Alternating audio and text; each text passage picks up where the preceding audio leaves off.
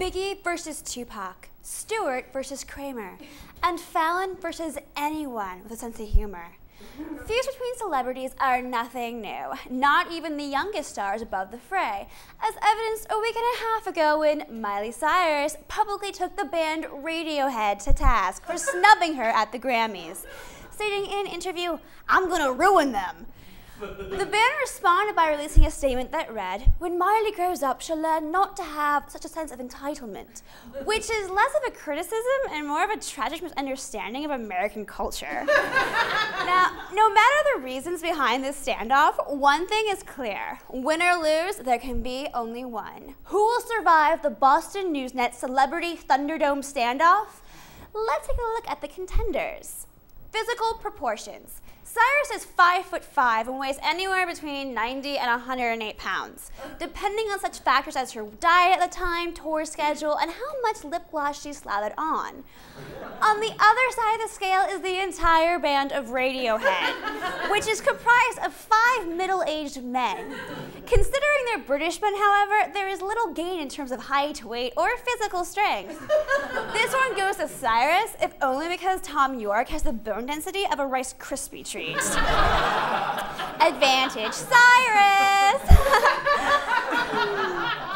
Intelligence! The members of Radiohead are clearly well educated. They met and started playing music while students at a prestigious Abington school in England, and all attended university. While still young and without the benefit of extensive schooling, albeit by choice, Miley Cyrus will never be accused of being the smartest girl in the room, especially if there's a photographer in that room documenting her being an idiot. Advantage, Radiohead!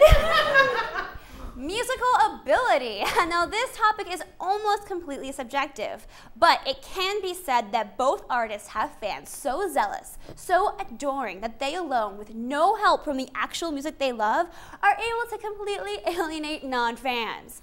Irritating 12-year-olds spastically singing the praises of Cyrus's latest single, or mopey hipsters muttering about their rare Japanese imports, are both annoying enough to push otherwise self-respecting music lovers into the jaws of that all-consuming beast that is Beyonce. Advantage, neither.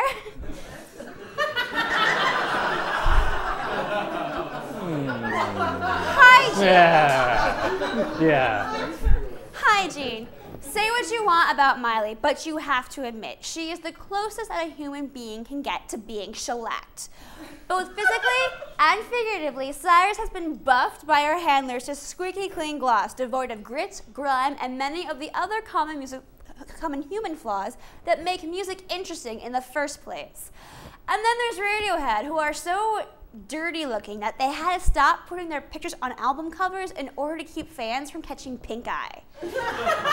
Advantage, Cyrus. And there you have it. The winner of this particular standoff is, surprisingly enough, Miley Cyrus. And not because she's particularly kind, hardworking, or even talented, but because at the end of the day, if there's anyone who's going to know how to win a feud, it's the daughter of the man who gave us both an achy-breaky heart and a permed mullet. None other than that redneck Dean Martin himself, Billy Ray Cyrus. Hatfields and McCoys, your legacy is in good hands. Thank you, Meghan O'Keefe.